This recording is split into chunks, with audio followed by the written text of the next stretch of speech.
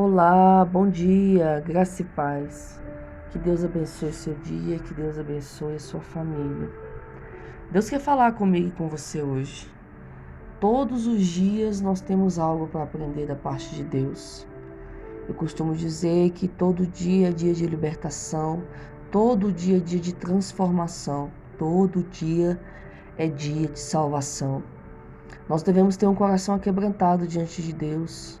E não apenas aquebrantado, mas humilde, a poder ouvir a verdade, poder ouvir a palavra de Deus, confessar os nossos pecados, avaliar as nossas ações e fazer de tudo para melhorar.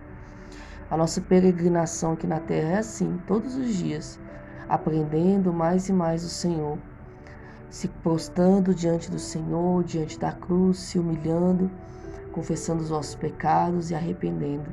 É isso, até a volta do Senhor. Todos os dias nós temos algo para aprender. Aquele que acha que já sabe de tudo é um grande tolo, pois todos os dias nós aprendemos que não sabemos nada, que pelo contrário precisamos ainda melhorar mais e mais. E hoje não é diferente. Deus tem algo a nos ensinar. Aqui em Lucas capítulo 16, a partir do verso 1, Jesus conta a parábola do administrador infiel. O Senhor Jesus nos mostra nessa palavra que a prestação de contas é uma parte integral do nosso viver. Trata da exigência daquele que dá, a responsabilidade de quem recebe. O empregado ele tem que prestar contas ao seu empregador. Nessa parábola. A parábola fala de um administrador que foi acusado de estar defraudando os bens do seu patrão. E o seu patrão fala: preste contas da sua administração. Esse administrador ele foi capaz de agir rápido e sabiamente a fim de colocar as coisas em ordem. Mas Jesus usou essa história para nos ensinar uma importante lição. Quem é fiel no pouco também é fiel no muito. E quem é injusto no pouco também é injusto no muito. Amados, Deus é o Criador e dono de todas as coisas. Tudo que nós possuímos vem com um presente da mão de Deus. Deus é o nosso patrão, Jesus é o nosso patrão.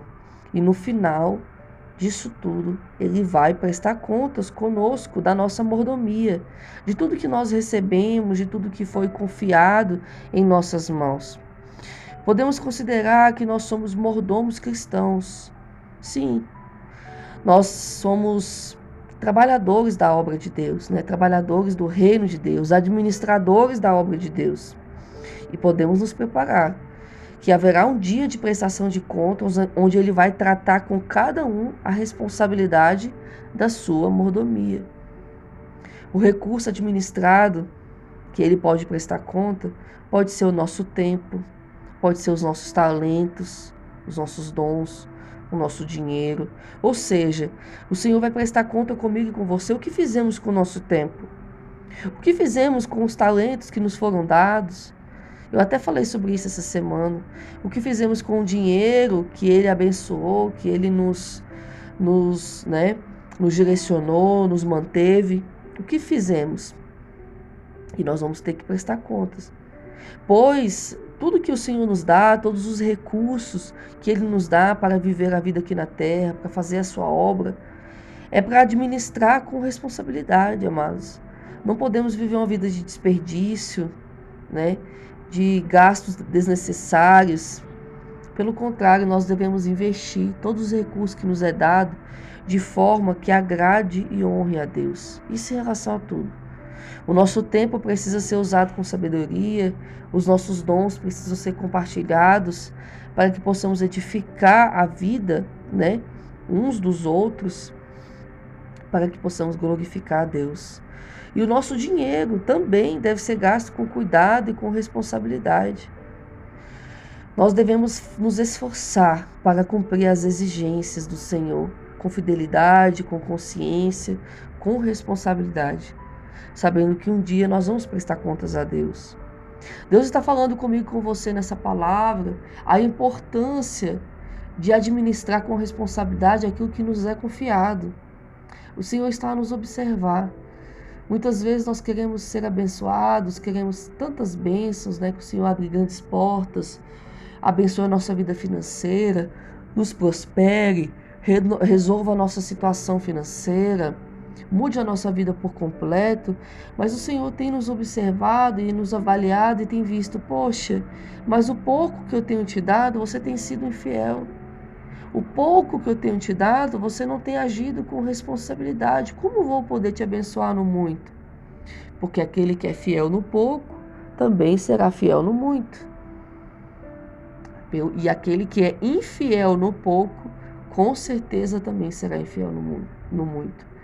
O Senhor nos prova de todas as maneiras, através da fidelidade dos nossos dízimos, se verdadeiramente vamos devolver aquilo que não nos pertence, mas aquilo que pertence a Deus, o ato de fidelidade. Ele prova o nosso coração e a nossa fidelidade em relação à obra, se vamos verdadeiramente fazer uma obra de excelência, fazer o nosso melhor, ou vamos agir de forma relaxada, sem se preocupar com as consequências. Ele também nos prova sobre como temos conduzido a nossa vida, como temos cuidado da nossa saúde. Você sabia que até a forma como você conduz a sua vida, você vai prestar contas, não apenas em relação ao pecado, mas em relação à sua forma de cuidar mesmo da sua própria vida, de cuidar da sua saúde. Aquelas pessoas que não cuidam da sua saúde, que se alimentam desordenadamente, que não estão nem aí para praticar uma atividade física, para cuidar mesmo, né, e manter o seu corpo saudável, elas não sabem, mas elas pecam contra Deus. Você sabia disso? Porque o nosso corpo, ele é templo do Espírito Santo. E o nosso corpo não é nosso, ele foi nos emprestado pelo Senhor para que possamos viver essa vida aqui na terra. E devemos cuidar do nosso corpo com responsabilidade. Comer alimentos que são saudáveis, que fazem bem à nossa saúde. Praticar atividade física, que faz bem à nossa saúde. Dormir bem, tomar banho, cuidar da higiene do nosso corpo. Tudo isso é importante. Tudo isso você estará agindo com responsabilidade com aquilo que lhe foi confiado. Agora, pessoas que vivem uma vida desordenada, só vivem aí bebendo bebidas alcoólicas, não estão nem aí, fumando, fazendo todas as coisas que sabem que prejudicam a sua saúde, que vão trazer ali problemas sérios de saúde, pessoas que aquela comilança desenfreada, pessoas que não se preocupam com o seu bem-estar, com a qualidade da sua saúde, essas pessoas estão pecando contra Deus e acham que não. Não é exagero, amados. Tudo na nossa vida envolve responsabilidade com a obra de Deus. Porque a nossa vida não nos pertence, nossa vida foi comprada na cruz, com preço de sangue, com sacrifício vivo do nosso Jesus, para que eu e você tenhamos uma vida justa, uma vida de santidade, uma vida de responsabilidade, uma boa vida no centro do Evangelho.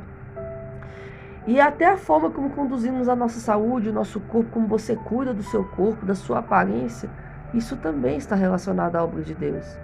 É claro que não podemos fazer do nosso corpo um ídolo e nem cuidar de forma exagerada a ponto que você ame mais o seu corpo do que a Deus. Não é isso que eu estou dizendo.